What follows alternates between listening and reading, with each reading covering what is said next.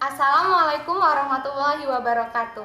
Halo semuanya, perkenalkan namaku Meikia Renasari, NPM 1911060131 dari Fakultas Tarbiyah dan Keguruan jurusan Pendidikan Biologi.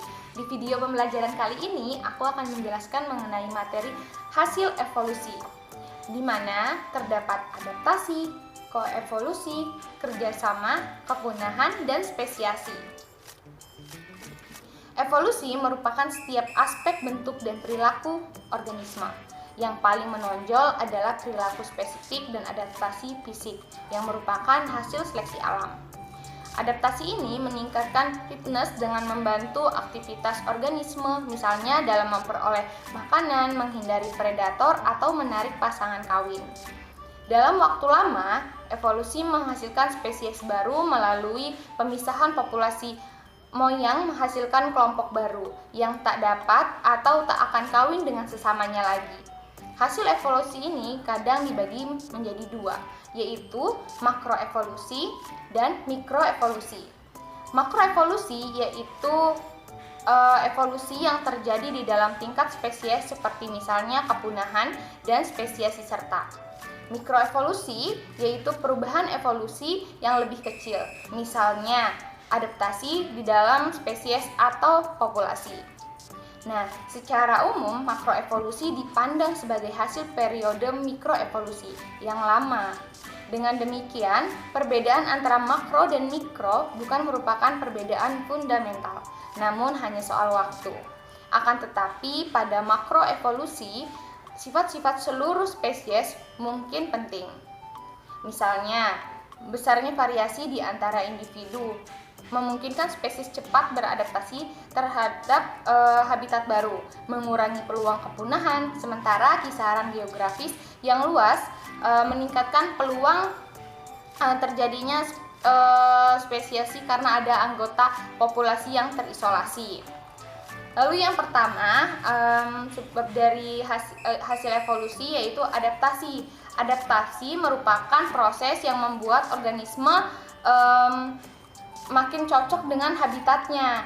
Istilah adaptasi juga dapat menunjuk sifat yang penting bagi ketahanan hidup organisme. Misalnya, adaptasi gigi kuda dalam mengunyah rumput. Dengan istilah adaptasi bagi proses evolusi dan sifat-sifat adaptif bagi produk, bagian atau fungsi, dua kata tersebut dapat dibedakan. Dan adaptasi dapat menyebabkan penambahan fitur baru atau kehilangan fitur moyang. Contoh yang menunjukkan dua tipe perubahan adalah adaptasi bakteri terhadap seleksi antibiotik dengan perubahan genetik yang menyebabkan resistensi antibiotik dengan cara memodifikasi target obat atau meningkatkan aktivitas transporter yang memompa obat ke keluar sel. Lalu selama adaptasi, beberapa struktur bisa kehilangan fungsi aslinya dan menjadi struktur vestigial atau sisa. Yang kedua yaitu koevolusi, di mana interaksi antara organisme dapat menghasilkan konflik sekaligus kerjasama. Bila interaksi itu antara pasangan spesies seperti patogen dan inang atau predator dengan mangsa, spesies-spesies ini dapat mengembangkan set adaptasi yang sesuai. Di sini evolusi satu spesies menyebabkan adaptasi pada spesies yang kedua. Perubahan spesies kedua pada akhirnya juga menyebabkan adaptasi pada spesies yang pertama. Siklus seleksi dan respon ini disebut dengan koevolusi. Contohnya adalah produksi tetrodoksin pada kadal berkulit kasar dan evolusi resistensi pada predator ular garter. Pasangan predator mangsa ini adalah evolusi perlombaan senjata dengan menghasilkan kadar toksin yang tinggi pada kadal, dan demikian juga ular akan menghasilkan resistensi toksin dengan kadar tinggi pula. Yang ketiga yaitu kerjasama, di mana tidak semua interaksi antara spesies melibatkan konflik. Jadi ada juga dia di situ kerjasama seperti itu. Banyak kasus interaksi yang menguntungkan keduanya.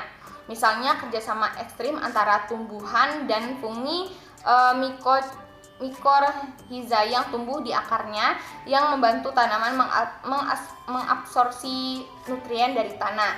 Ini merupakan hubungan resiprok sebab tanaman memberikan fungsi nutrien dari hasil fotosintesis. Di sini fungi tumbuh di dalam sel-sel tanaman, memungkinkan mereka bertukar nutrien dengan inang sambil mengirimkan sinyal yang meredam sistem kekebalan tanaman.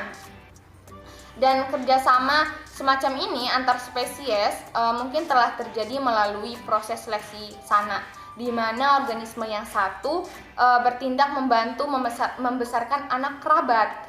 Dan juga aktivitas ini diseleksi sebab bila individu pembantu mengandung alel yang mempromosikan aktivitas membantu, sana juga mungkin akan mengandungnya sehingga alel ini akan diwariskan. Lalu yang keempat yaitu adanya kepunahan. Kepunahan adalah hilangnya seluruh spesies.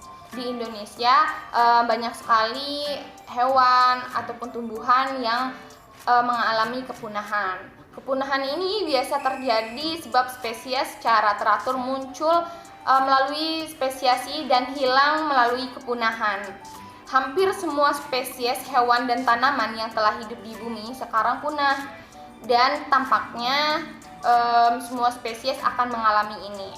Kepunahan-kepunahan ini telah berlangsung sepanjang sejarah kehidupan. Walau lajunya meningkat tajam karena sekali terjadi kepunahan massal. Dan juga kejadian kepunahan adalah kepunahan yang berlanjut dan berhubungan. Jadi kita harus menjaga hewan-hewan itu dan merawat agar tidak ada kepunahan seperti itu. Yang kelima yaitu spesiasi. Spesiasi adalah proses di mana spesies bercabang menjadi dua atau lebih spesies turunan. Ada banyak cara untuk mendefinisikan konsep spesies. Pilihan definisi tergantung kekhasan spesies yang bersangkutan. Sebagai contoh, beberapa konsep spesies berlaku langsung untuk organisme yang bereproduksi secara seksual, sedang beberapa konsep lain lebih cocok untuk organisme aseksual. Meskipun konsep spesies bervariasi, konsep-konsep ini bisa ditempatkan ke dalam satu dari 3 pendekatan filosofis besar. Dan juga spesiasi sudah sering diamati pada tingkat laboratorium ataupun di alam. Pada organisme yang bereproduksi seksual, spesiasi dihasilkan dari isolasi reproduksi diikuti percabangan genealogis. Ada 4 mekanisme spesiasi. Yang pertama yaitu spesiasi alopatrik, di mana terjadi pada populasi yang semula terpisah secara geografis, seperti misalnya melalui fragmentasi habitat atau migrasi. Seleksi pada kondisi ini dapat menghasilkan perubahan yang sangat cepat pada kenampakan dan perilaku organisme. Yang kedua yaitu mekanisme spesiasi yang kedua merupakan spesiasi peripatrik yang terjadi bila populasi-populasi kecil organisme menjadi terisolasi pada lingkungan yang baru. Lalu yang ketiga yaitu ada spesiasi parapatrik. Ini mirip dengan spesiasi peripatrik, yaitu jumlah populasi yang masuk ke habitat barunya sangat kecil.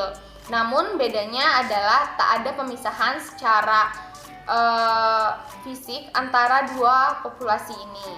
Lalu yang selanjutnya ada spesiasi simpatrik. Pada spesies ini, spesies bercabang tanpa isolasi geografi atau perubahan habitat. Bentuk ini jarang terjadi karena aliran gen dalam jumlah kecil cukup mampu untuk menghilangkan perbedaan genetik antar bagian populasi. Dan umumnya spesiasi simpatrik pada hewan memerlukan evolusi perbedaan genetik dan sekaligus juga kawin non-acak agar isolasi reproduksi dapat dihasilkan dalam proses evolusinya. Oke, sekian penjelasan dari saya. Semoga bisa bermanfaat. Wassalamualaikum warahmatullahi wabarakatuh.